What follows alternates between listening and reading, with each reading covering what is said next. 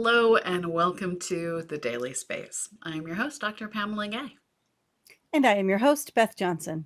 and we are here to put science in your brain. But before we get to the science news, we want to give a shout out to the crew of Inspiration 4 and their successful journey. We will dedicate an entire segment to their historic flight tomorrow during our normal rocket roundup. And honestly, today's first segment may convince you that you would really like to replicate Inspiration 4's flight. Just maybe for a whole lot longer, like until we sort out climate change. Back when I was in middle school, big hair made possible through large amounts of aerosol hairspray was a thing. You know what else was discovered to be a thing? A big hole in the ozone layer over the Antarctic that was growing, and likely part of the reason for increased skin cancer levels, especially in Australia. In very short order, the world came together in one of the greatest examples of multinational teamwork I can identify. And following the advice of scientific research, they banned the use of a lot of ozone layer depleting chemicals like Freon. And that hairspray I used so much, it got changed from aerosol to pump, and things went from the big fuzzy hair of the 80s to the crunchy locks of the 90s. Hair care aside, because of our actions, the ozone hole in the south had been reduced over time. The northern ozone level had been saved from seasonal depletion by a trick of the lack of landscape.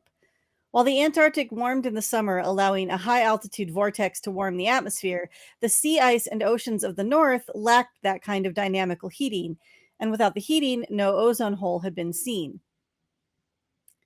Until 2020. The record high North Pacific sea surface temperatures of spring 2020 brought with them the dynamical heating needed to create an Arctic ozone hole. According to study lead author Yaogyun Hu, the formation of the record Arctic ozone loss in spring 2020 indicates that present day ozone depleting substances are still sufficient to cause severe springtime ozone depletion in the Arctic stratosphere. These results suggest that severe ozone loss is likely to occur in the near future as long as North Pacific warm SST anomalies or other dynamical processes are sufficiently strong. This 1-2 punch of our past pollutants and the warming Arctic, well, it is just one more source of existential dread that will keep me and Pamela awake at night. The warming of our oceans is radically changing how our atmosphere blows and storms.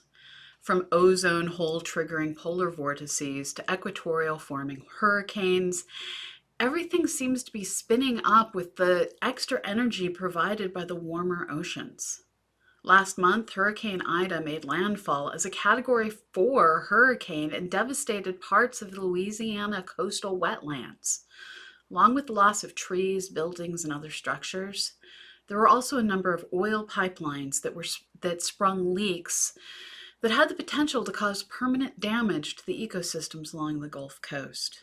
To help spot problem spots, the National Oceanic and Atmospheric Administration, or NOAA, flew a special kind of radar system developed for the Delta X project to look for the smooth spots oil makes in the normally more turbulent waters. Delta X was originally put together to study two areas of wetlands, one that is losing land to erosion and another that is accumulating sediment and filling in. And the goal of the mission is to learn how to forecast which areas of river deltas are likely to gain and lose land as sea levels change. While it's horrifying to realize just how much oil gets spilled during massive storms, I'm glad to know that scientific tools designed to study normal processes can be used to save us from problems of our own making. As the seasons turn, this year we can expect more polar vortices, and this ozone hole is going to get a lot more attention as the mid latitudes bundle up as the polar regions enjoy unwanted warmth. This is your regular reminder that while global temperatures may only be increasing fractions of a degree a year, that average change hides that some areas are getting radically colder and others warmer. Order your sweaters now. We're going to need them. In somewhat and somehow happier news, a giant volcano in the Canary Islands is erupting for the first time in 50 years. And thanks to a nearby observatory, we have awesome views of the terrible destruction. The Cumbre Vieja volcano erupted after shaking the area with warning earthquakes that allowed for evacuations to take place. More than 6,000 people have fled as lava has made its way toward the sea. The Spanish island off the coast of northern Africa is home to a number of observatories who share the Roque de los Muchachos peak. And from their perch at 7,900 feet, the observatories are able to safely look down at the 2,000-foot high volcano. While this volcano is permanently changing the lives of the people whose homes and livelihoods it is taking away, geologists believe there is no reason to be concerned that the eruption could trigger massive tsunamis, which is apparently a potential concern for this volcano. As stated in a National Geographic article by Robin George Andrews, quote, the residents of La Palma are being protected by a vanguard of volcanologists and a shield of seismologists. The long-term efforts by geoscientists on the island ensured that it was clear that something wicked was brewing long before serpentine lava flows crept out of Cumbre Vieja's hillside. We're going to link to this article on our website, dailyspace.org. After the break, we're going to bring you some joy with a tale of how penguin poo adds to ocean circulation science.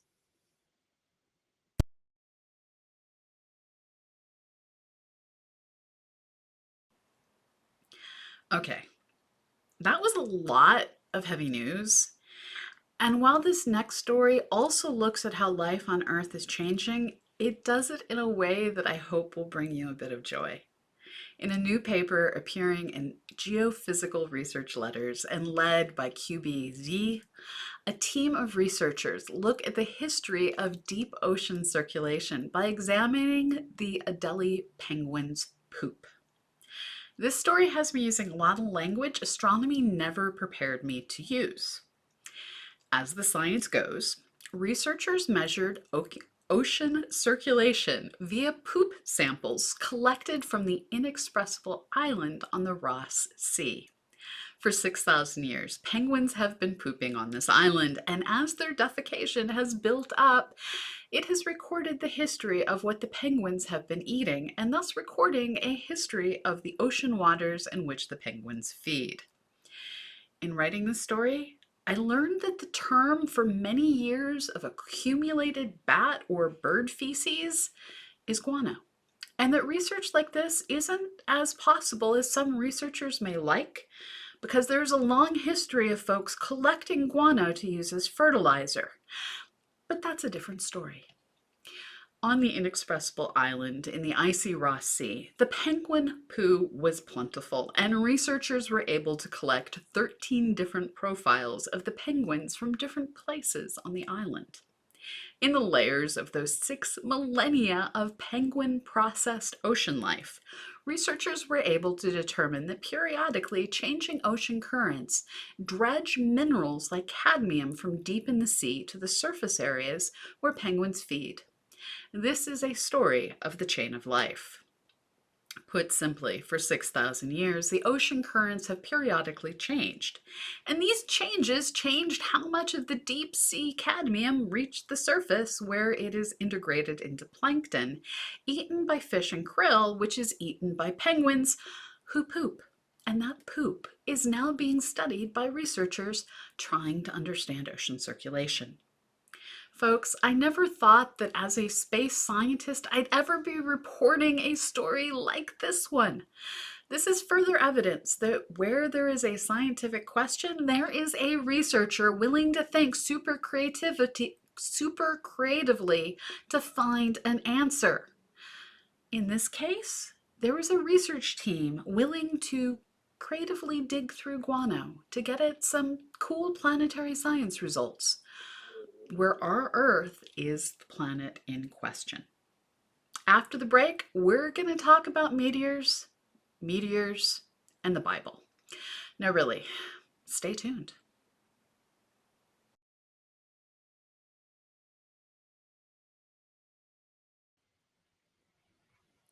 And now, back to death and destruction. Well, kind of. There's ancient death in this next story. But in fact, researchers are trying to protect life. Now, if only the dinosaurs had had science. A team of scientists at the University of Illinois Urbana-Champaign analyzed what happened to two meteor fragments from different meteorites as they were heated up to temperatures experienced during Earth's re-entry. They found that, lucky for life on Earth, the heating vaporized a particular type of mineral, leaving behind voids in the meteors and causing the rock to be more porous. That's good, because the meteor breaks up more easily as it burns up in the atmosphere, creating less destruction on the ground. The two meteorites sampled were Tom Duct, which landed in Morocco in 2008, and Tenem, recovered in Queensland, Australia in 1879. Both meteorites are chondrites, meaning they are stony meteorites without a lot of metals like iron and nickel. The two are also slightly different in composition from one another, so the team got to study how two different meteors reacted upon reentry. And it turns out that iron sulfides do not like heat. Lead author Francesco Panerai explains the iron sulfide inside the meteorite vaporized as it heated. Some of the grains actually disappeared, leaving large voids in the material. The ability to look at the interior of the meteorite in 3D while being heated led us to discover a progressive increase of material porosity with heating. After that, we took cross sections of the material and looked at the chemical composition to understand the phase that had been modified by the heating, changing its porosity. When you add pores, or voids, to rocks, their structures become weaker, making them more likely to break apart in the atmosphere and not cause large destructive impacts. This is a good thing. Another good thing is that the iron sulfides vaporize at relatively low temperatures during reentry. Next up, the team is working on a machine learning algorithm to predict what will happen if a meteor enters the atmosphere, depending on its size, the angle it enters at, and its possible composition. That's a lot for a human to catalog, but AI is great for that sort of analysis. And perhaps they'll find answers that can be used to save lives in the future. After all, meteors can cause a lot of damage, and we would like to prevent that damage as best we can. As recently as the Chelyabinsk Meteor in 2013, we have seen firsthand the damage a meteor that breaks up in the atmosphere can cause. But we have also dug through the past to understand just how bad it can get during a meteor strike. Again, ask the dinosaurs. But not every big meteor has to wipe out most of life on Earth. Some can just wipe out a small city and possibly inspire a Bible story. The town was Tal el Hammam. Well, that's what it's called today. It was a thriving town of 8,000 people and their livestock and crops and buildings. Then, about 3,600 years ago, a meteor entered the atmosphere, exploding in a fireball at about 4 kilometers above the surface of the Earth, close to this small town.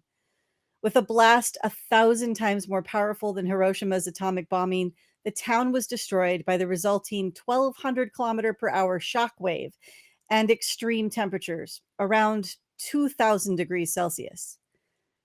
No one in the town survived, and the town itself was wiped out. Then, 22 kilometers away and a minute later, that same shockwave hit the biblical city of Jericho, whose walls came tumbling down. All of the data for this story was collected over 15 years through excavations by a cast of hundreds. The evidence was published in the journal Scientific Reports, and the 21 co authors were made up of everyone from archaeologists to geochemists to paleobotanists to cosmic impact experts and everything in between, including medical doctors. Now, I said there weren't any survivors, but some of you might be familiar with the story of Sodom and Gomorrah in the Bible. Sodom is destroyed by a rain of rocks and fire, and it's thought to have been in the same-ish location as Tal el Hammam. It's distinctly possible that this biblical tale is an eyewitness account of this meteor impact and its destruction that was passed down for generations until finally being recorded in writing. That would also make it the first written record of a meteor strike of this magnitude.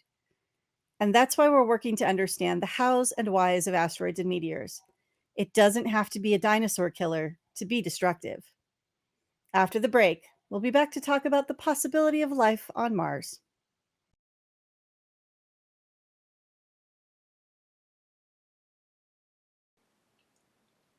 One of the questions I'm most interested in seeing answered in my lifetime is this: did Mars once support life?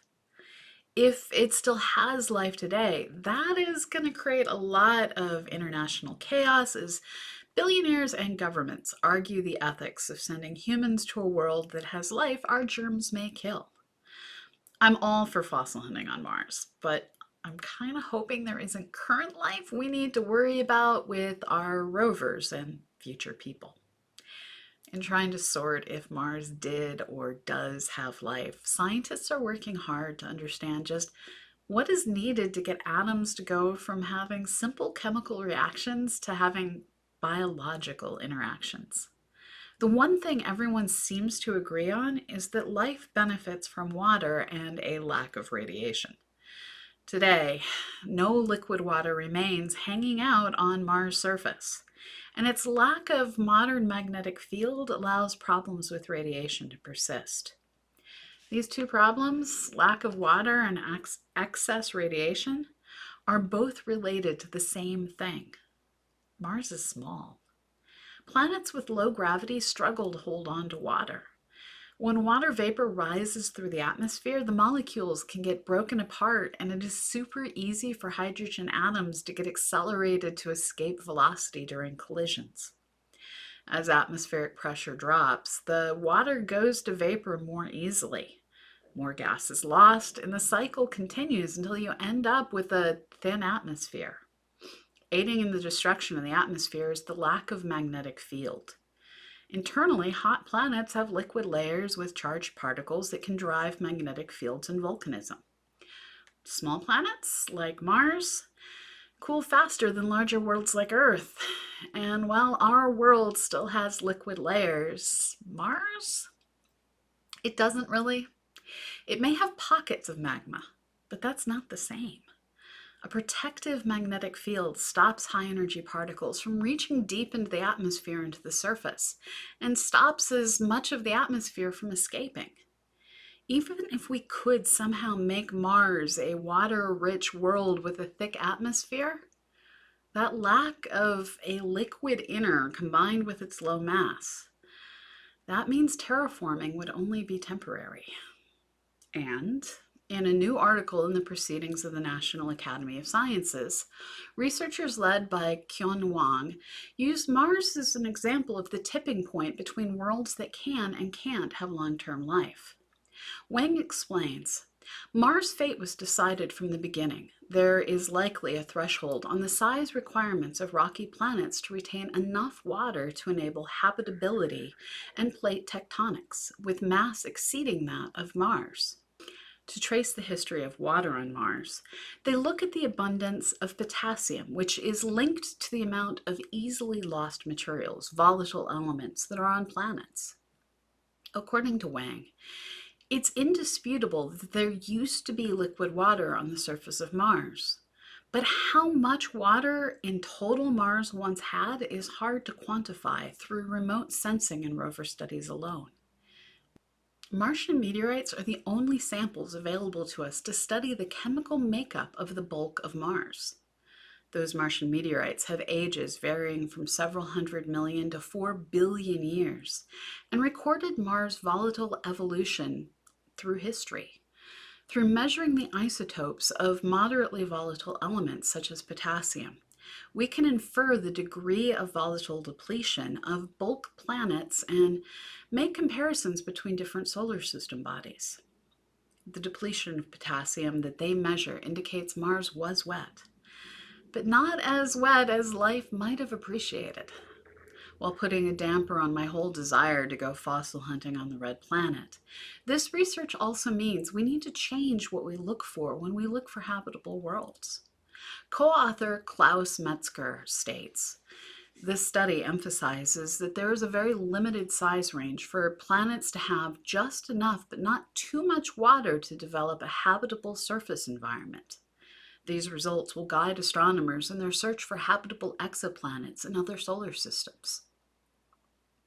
For better or worse, tiny worlds are hard to find.